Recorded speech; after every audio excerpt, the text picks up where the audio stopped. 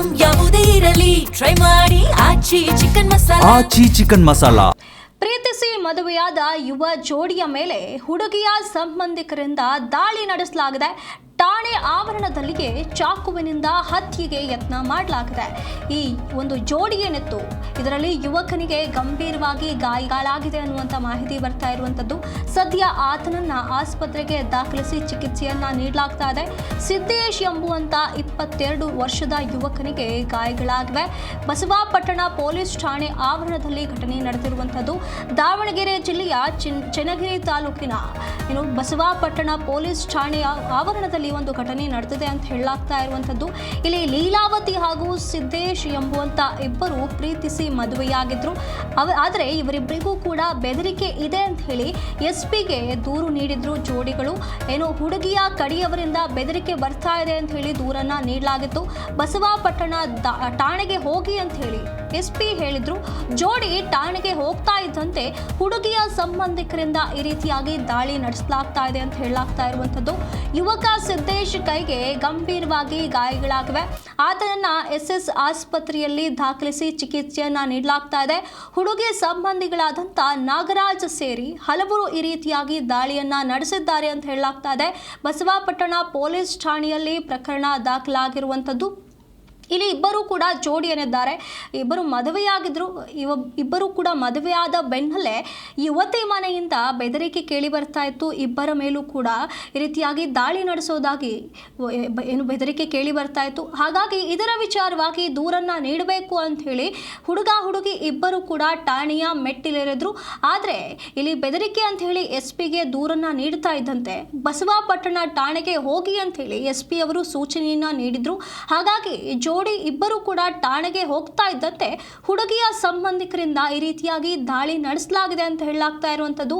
ಈ ದಾಳಿಯಲ್ಲಿ ಯುವಕ ಏನಿದ್ದ ಸಿದ್ದೇಶ್ ಎಂಬುವಂತ 22 ವರ್ಷದ ಯುವಕನ ಕೈಗೆ ಗಂಭೀರ ಗಾಯಗಳಾಗಿವೆ ಅಂತ ಹೇಳಲಾಗ್ತಾ ಇರುವಂಥದ್ದು. ಸದ್ಯ ಆತನನ್ನ SS ಆಸ್ಪತ್ರೆಯಲ್ಲಿ ದಾಖಲಿಸಿ ಚಿಕಿತ್ಸೆಯನ್ನ ನೀಡಲಾಗ್ತಾ ಇರುವಂಥದ್ದು.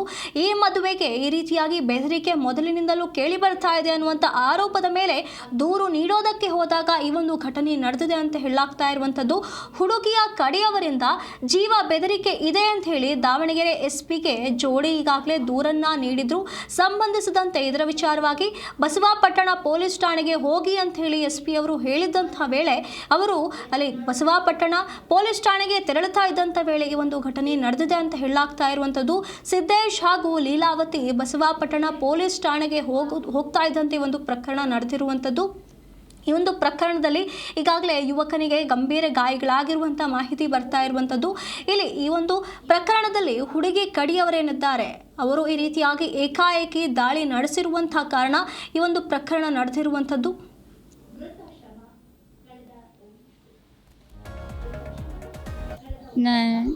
ನಮ್ಮದು ಲವ್ ಮ್ಯಾರೇಜು. 3-4 ವರ್ಷ ಆಯ್ತು ನಾವು ಲವ್ ಮಾಡಕ್ಕೆ ಮನೇಲೂ ಹೇಳಿದ್ವಿ, ಇಲ್ಲ ನಾವು ಮದುವೆ ಹಾಕಿವಿ, ಅವನ್ನೇ ಮದುವೆ ಆದರೆ ಅವನ್ನೇ ಮದುವೆ ಹಾಕಿನಿ ಅಂತಲೂ ಹೇಳಿದ್ದೆ. ಇಲ್ಲ ನಾವು ಓದೋಕ್ಕೂ ಕಳಿಸಲ್ಲ, ಅವ್ನು ಕೊಟ್ಟು ಮದುವೆನೂ ಮಾಡಲ್ಲ, ನಿಮ್ಮ ಮನೆಗೆ ಇರು, ಬೇರೆ ಜೊತೆ ಮದುವೆ ಮಾಡ್ತೀವಿ ಅಂತ ಎಲ್ಲ ಎದುರಿಸಿದ್ರು. ಬೇಡ ಮದುವೆ ಬೇಡ ಅಂದರು. ಗಂಡು ನೋಡೋಕ್ಕೆ ಅವ್ರನ್ನೆಲ್ಲ ಕರ್ಕೊಂಬರೋರು. ನನಗೆ ಅದಕ್ಕೆ ಸಿಟ್ಟು ಬಂದು ಮನೆ ಬಿಟ್ಟು ಬಂದು ತಿರುಗಿ ದಿನ ಮದುವೆ ಆದ್ವಿ. ಲೋಕಿಕೆರೆ ಹತ್ರ ಯಲಮ್ ನಗರದಲ್ಲಿ ಮದುವೆ ಆದ್ವಿ. ಆಮೇಲೆ ಲಾಯರ್ನ ಎಲ್ಲ ಇದು ಉಚ್ಚಿಂಗಮ್ಮನ ದೇವಸ್ಥಾನ ಅಲ್ಲಿ ಮದುವೆ ಆದ್ವಿ. ಆಮೇಲೆ ಲಾಯರ್ನ SP ಇದಕ್ಕೆ ಸ್ಟೇಷನಿಗೆ ಹೋಗಿ ಕಂಪ್ಲೇಂಟು ಕೊಟ್ವಿ. ಇಲ್ಲ ನಮಗೆ ಜೀವ ಬೆದರಿಕೆ ಐತೆ, ನಾವು ಅವ್ನು ಬಿಟ್ಟಿರಲ್ಲ ಹಂಗೆ ಹಿಂಗೆ ಅಂದು ಫೋನೆಲ್ಲ ಮಾಡಿ ನಮ್ಮ ಅಣ್ಣರು ಭಾಳ ಎದುರಿಸೋರು. ಅದಕ್ಕೆ ಆಮೇಲೆ ಇಲ್ಲಿ ಬಸಪಣ್ಣ ಪೊಲೀಸ್ ಸ್ಟೇಷನಿಗೆ ಅವ್ರು ಫೋನ್ ಮಾಡಿ ಹೇಳಿದರು. ಆಮೇಲೆ ನಿನ್ನೆ ಹೋದ್ರೆ ಪೊಲೀಸ್ನವ್ರ ಜೊತೆ ಮಾತಾಡ್ಕೊಂತ ಕುತ್ಕೊಂಡಿದ್ವಿ ಇಬ್ಬರು. ಎಲ್ಲಿ ಮದುವೆ ಆದ್ರಿ ಏನು ಎತ್ತ ಅಂತ ಕೇಳ್ತಿದ್ರು ಅವರು. ಸ್ಟೇಷನ್ ಒಳಗೆ ಮಾತಾಡ್ಕೊಂತ ಕುತ್ಕೊಂಡಾಗ ನಮ್ಮ ಮಾಮ ಒಂದ್ಸಲಿ ಬಂದು ಎಲ್ಲ ನೋಡ್ಕೊಂಡು ಹೋಯ್ತು. ಆಮೇಲೆ ಯಾರೋ ಪೊಲೀಸ್ನವ್ರಿಗೆ ಫೋನ್ ಬಂತು ಅಂದ್ರೆ ಅವ್ರು ಹೋದ್ರು. ಅವರಿಂದ ಇವ್ರು ಅಷ್ಟರು ಹೋದ್ರು. ನಾವಿಬ್ಬರೇ ಒಳಗೆ ಕೂತ್ಕೊಂಡಿದ್ವಿ. ಪೊಲೀಸ್ ಸ್ಟೇಷನ್ ಒಳಗೆ ಅವ್ನಿಗೆ ಬಂದು ಎದಿಗೆ ಚಾಕು ಹಾಕೋತ ಅವ್ನ ಕೈ ಅಡ್ಡ ಹಿಡ್ದ. ಅವ್ನಿಗೆ ಚಾಕು ಹಾಕಿದ್ಮೇಲೆ ನನಗೆ ಹಾಕಕ್ಕೆ ಬಂತು. ಅವಾಗ ಪೊಲೀಸ್ನವ್ರು ಬಂದು ಜಗಳ ಬಿಡಿಸಿ ನಮ್ಮನ್ನ ಹಾಸ್ಪಿಟ್ಲಿಗೆ ಕರ್ಕೊಂಡೋದ್ರು. ಹಾಸ್ಪಿಟ್ಲಿಗೆ ಕರ್ಕೊಂಡೋದಾಗ ನಮ್ಮ ಅಣ್ಣ ನಮ್ಮ ಮಾಮ ಮತ್ತೆ ಬಂದರು.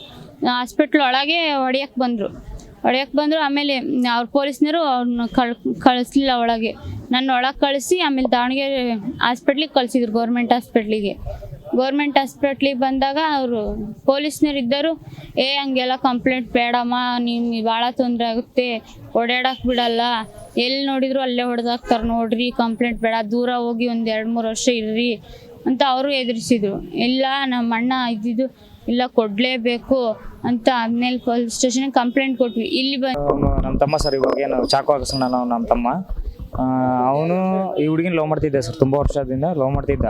ಅದು ನಮಗೆಲ್ಲ ಗೊತ್ತಿತ್ತು ಸರ್, ಅವ್ರ ಫ್ಯಾಮಿಲಿಗೂ ಗೊತ್ತಿತ್ತು, ನಮ್ಮ ಫ್ಯಾಮಿಲಿಗೂ ಗೊತ್ತಿತ್ತು. ಇದು ಗೊತ್ತಿದ್ದು ಅವನು ನಮ್ಮ ತಮ್ಮನ ಮೇಲೆ ಒಂದು 2-3 ಸಲ ಇದೇ ಥರನೇ ಹಂಗೆ ಜಗಳದ್ದು ಅದೇನೋ ಮಾತಾಗಿತ್ತು. ಮತ್ತು ಮೊನ್ನೆ ರೀಸೆಂಟಾಗಿ ಹಬ್ಬದಲ್ಲಿ ಹಿಂಗೆ ಜಗಳ ಆಗಿತ್ತು, ಇವನ್ ಮ್ಯಾಟ್ರಲ್ಲೇ ಜಗಳ ಆಗಿತ್ತು. ಅದೆಲ್ಲ ಆದಮೇಲೆ ನಾವು ಹೇಳಿದ್ವಿ ಇದೆಲ್ಲ ಸರಿ ಇರಲ್ಲ, ಸುಮ್ಮನೆ ಹೊರಗೆ ಹೋಗಿ ದುಡಿ ಹಂಗೆ ಅಂತ. ಮನೆಯಲ್ಲೆಲ್ಲ ಪರಸ್ಪರ ಪ್ರೀತಿಸಿ ಮದುವೆ ಆಗಿದ್ದ ವಿಚಾರವಾಗಿ ಸ್ವಲ್ಪ ವೈಮನಸ್ಸಿರುತ್ತದೆ. ಆ ಹಿನ್ನೆಲೆಯಲ್ಲಿ ಸ್ಟೇಷನ್ಗೆ ಅಂತ ಬಿಟ್ಟರೆ ಹೋಗಿರ್ತಾರೆ. ಸ್ಟೇಷನ್ನಲ್ಲಿ ಇರುವಾಗ ಇವರ ಸಂಬಂಧಿಕರನ್ನು ಕರೆಸಿಬಿಟ್ಟು ಅವರಿಗೆ ಸೂಕ್ತ ತಿಳುವಳಿಕೆ ನೀಡುವ ನಿಟ್ಟಿನಲ್ಲಿ ಸಬ್ ಇನ್ಸ್ಪೆಕ್ಟರು ಕಾರ್ಯನಿರತರಾಗಿರ್ತಕ್ಕಂಥ ಸಂದರ್ಭದಲ್ಲಿ ಈ ಪ್ರಕರಣದಲ್ಲಿ ಏನು ಫಿರ್ಯಾದಿದಾರರ ಪ್ರೀತಿಸಿರ್ತಕ್ಕಂಥ ಏನು ಹೆಂಡತಿ, ಅವರ ಸೋದರ ಮಾವ ಆರೋಪಿತ ಈತ ಏಕಾಏಕಿ ಬಂದು ಅವರು ಮಾತಾಡುವ ನಿಟ್ಟಿನಲ್ಲಿ ಹೋಗಿ ಚಾಕುವಿನಿಂದ ಹಲ್ಲೆ ಮಾಡೋಕ್ಕೆ ಪ್ರಯತ್ನ ಪಟ್ಟ ಹಿನ್ನೆಲೆಯಲ್ಲಿ ಅವರು ತಪ್ಪಿಸ್ಕೊಳ್ಳೋಕ್ಕೆ ಕೈ ಮಾಡಿದಾಗ ಅವರು ಬಲಗೈಗೆ ರಕ್ತಗಾಯವಾಗಿದೆ. ಅವರು ಕೊಲೆ ಮಾಡುವ ಉದ್ದೇಶದಿಂದ ಇವ್ರನ್ನ ಚಾಕುವಿನಿಂದ ಹಲ್ಲೆ ಮಾಡಿದ ಹಿನ್ನೆಲೆಯಲ್ಲಿ ಪ್ರಕರಣವನ್ನು ದಾಖಲಿಸಿಕೊಂಡು ಈಗಾಗಲೇ ನಾವು ಆರೋಪಿಯನ್ನು ದಸ್ತಗಿರಿ ಮಾಡಿ ನ್ಯಾಯಾಂಗ ಮಟ್ಟಕ್ಕೆ ಒಪ್ಪಿಸಿದ್ದೇವೆ. ತನಿಖೆ ಮುಂದುವರಿತಾ ಇದೆ. ಈ ಒಂದು ಪ್ರಕರಣದಲ್ಲಿ ಗಾಯಾಳಾಗಿರ್ತಕ್ಕಂಥ ಫಿರ್ಯಾದಿದಾರರು ಮೊದಲು ಬಸವಪಟ್ಟಣದ ಪ್ರಾಥಮಿಕ ಚಿಕಿತ್ಸಾ ಕೇಂದ್ರದಲ್ಲಿ ತೋರಿಸಿಕೊಂಡು ನಂತರ ಈ ಬಗ್ಗೆ ಹೆಚ್ಚಿನ ಮಾಹಿತಿಯನ್ನು ನಮ್ಮ ಪ್ರತಿನಿಧಿ ಕಲ್ಲೇಶ್ ನೀಡ್ತಾ ಹೋಗ್ತಾರೆ. ಕಲ್ಲೇಶ್, ಈ ಒಂದು ಪ್ರಕರಣಕ್ಕೆ ಸಂಬಂಧಪಟ್ಟಂತೆ ಇಲ್ಲಿ ಹುಡುಗಿ ಮನೆಯವರು ಈ ರೀತಿಯಾಗಿ ದಾಳಿಯನ್ನ ಮಾಡಿದ್ದಾರೆ ಅಂತ ಹೇಳಲಾಗ್ತಾ ಇರುವಂಥದ್ದು. ಈಗ ಈ ರೀತಿಯಾಗಿ ದಾಳಿ ನಡೆಸಿದವರ ವಿರುದ್ಧ ಯಾವ ರೀತಿಯಾದಂಥ ಕ್ರಮ ಕೈಗೊಳ್ಳಲಾಗಿದೆ? ಖಂಡಿತ ಸನ್ನಿಧಿ, ಏನಂದ್ರೆ ಇವರಿಬ್ರು ಸಹ ಕಳೆದ ತಿಂಗಳು ಒಂದು ಪ್ರೀತಿ ಮಾಡಿ ಮದುವೆ ಆಗಿರ್ತಕ್ಕಂಥದ್ದು. ಜೂನ್ 30ರಂದು ಇವರು ಮದುವೆ ಆಗಿ ನಂತರ ಇವರೇನಂದ್ರೆ ಸಾಕಷ್ಟು ವಿರೋಧ ಮತ್ತು ಜೀವ ಬೆದರಿಕೆ ಇದ್ದ ಕಾರಣ ಅವರು ಮನೆಯನ್ನ ಬಿಟ್ಟು ಮೈಸೂರಿನ ಒಂದು ಫಾರ್ಮ್ ಹೌಸ್ ನಲ್ಲಿ ಕೆಲಸ ಮಾಡಲು ಇಬ್ರು ಸಹ ಹೋಗಿರ್ತಾರೆ. ನಂತರ ಇವರು ಏನು ಸಾಕಷ್ಟು ಜೀವ ಬೆದರಿಕೆ ಇರುವ ಕಾರಣ ಒಂದು ಏನು ಲೀಲಾವತಿ ಇದ್ದಾರೆ ಅವರ ಮನೆಯ ಪೋಷಕರು ಸಿದ್ದೇಶ್ಗೆ ಮತ್ತು ಇಬ್ರಿಗೂ ಸಹ ನಾವು ಕೊಲೆ ಮಾಡ್ತೀವಿ ಅಂತೇಳಿ ಒಂದು ಬೆದರಿಕೆಯನ್ನು ಹಾಕ್ತಾ ಇರ್ತಾರೆ. ಈ ಹಿನ್ನೆಲೆಯಲ್ಲಿ ಇಬ್ರು ಸಹ ಜೀವ ಬೆದರಿಕೆಯಿಂದ ದಾವಣಗೆರೆ SP ಕಚೇರಿಗೆ ಒಂದು ಮನವಿಯನ್ನ ಮಾಡಿರ್ತಾರೆ, ನಮ್ಗೆ ರಕ್ಷಣೆ ಬೇಕು ಅಂತೇಳಿ. ಆದ್ರೆ ಅವರು SP ಅವರು ಏನ್ ಮಾಡ್ತಾರೆ ಅಂದ್ರೆ ಆ ಒಂದು ಯಾವುದು ಪೊಲೀಸ್ ಠಾಣೆ ವ್ಯಾಪ್ತಿ ಬರುತ್ತೆ, ಬಸವಪಟ್ಟಣ ಎಂಬ ಒಂದು ಪೊಲೀಸ್ ಠಾಣೆ ವ್ಯಾಪ್ತಿಯ ಒಂದು ದೂರನ್ನ ಸಲ್ಲಿಸಿ ನಾವು ಸೂಕ್ತ ರಕ್ಷಣೆ ಕೊಡ್ತೀವಿ ಅಂತ ಹೇಳಿರ್ತಾರೆ. ಕಳೆದ 1 ತಿಂಗಳಿಂದನೂ ಸಹ ಅವರು ಜೀವ ಬೆದರಿಕೆಯಿಂದ ಇದ್ದಂತಹ ಸಿದ್ದೇಶ್ ಮತ್ತು ಲೀಲಾವತಿ ದಂಪತಿ ಇಂದು ಬೆಳಗ್ಗೆ ಅಂದ್ರೆ ಒಂದು ಬಸವಪಟ್ಟಣ ಪೊಲೀಸ್ ಠಾಣೆಗೆ ಹೋಗಿ ಒಂದು ದೂರನ್ನ ಸಲ್ಲಿಸಲು ಹೋಗಿರ್ತಾರೆ. ಈ ಸಂದರ್ಭದಲ್ಲಿ ಈ ಇಬ್ಬರು ಸಹ ಇಲ್ಲಿ ದಾವಣಗೆರೆಗೆ ಬಂದಿರುವ ವಿಚಾರ ಗೊತ್ತಾಗಿ ಲೀಲಾವತಿ ಪೋಷಕರು ಮತ್ತು ಅವರ ಸಂಬಂಧಿಕರು ಠಾಣೆಗೆ ಸಹ ಬಂದಿರ್ತಾರೆ. ಈ ಸಂದರ್ಭದಲ್ಲಿ ದೂರು ನೀಡುವಂತಹ ಸಂದರ್ಭದಲ್ಲಿ ಕೆಲವು ಸಾಕಷ್ಟು ಚರ್ಚೆಗಳು ನಡೀತಾ ಇರ್ತವೆ. ಏಕಾಏಕಿ ಏನಂದ್ರೆ ಇವರಿಬ್ಬರ ಮೇಲೆ ಇರ್ತಕ್ಕಂಥ ಆಕ್ರೋಶ ಮತ್ತು ಏನು ಅವರ ಮೇಲೆ ಸಿಟ್ಟನ್ನ ಆ ಒಂದು ಲೀಲಾವತಿ ಪೋಷಕರು ನಾಗರಾಜ್ ಮತ್ತು ಲೀಲಾವತಿ ಇಬ್ಬರ ಮೇಲೂ ಸಹ ಒಂದನ್ನು ಚಾಕುವಿನಿಂದ ಹಲ್ಲೆಯನ್ನ ಮಾಡ್ತಾರೆ. ಈ ಸಂದರ್ಭದಲ್ಲಿ ನಾಗರಾಜ್ ಒಂದು ಕೈ ಕಟ್ಟಾಗುವಂತ ರೀತಿಯಲ್ಲಿ ಹಲ್ಲೆಯನ್ನ ಮಾಡಿರ್ತಕ್ಕಂಥದ್ದು. ಈಗಾಗಲೇ ಒಂದು ನಾಗರಾಜ್ಗೆ ಏನು ಒಂದು ಚಿಕಿತ್ಸೆಯನ್ನು ಸಹ ಒಂದು ದಾವಣಗೆರೆ SS ಹಾಸ್ಪಿಟಲ್ ಅಲ್ಲಿ ಕೊಡಿಸ್ತಾ ಇದ್ದಾರೆ. ಇದೀಗ ಲೀಲಾವತಿ ಒಂದು ಜೀವ ಬೆದರಿಕೆ ಇರುವ ಕಾರಣ ನಮಗೆ ಸೂಕ್ತ ರಕ್ಷಣೆ ಬೇಕಂತ ಹೇಳಿ ಕೇಳ್ತಾ ಇದ್ದಾರೆ. ಧನ್ಯವಾದಗಳು ಕಲ್ಲೇಶ್ ನಿಮ್ಮೆಲ್ಲ ಮಾಹಿತಿಗಾಗಿ.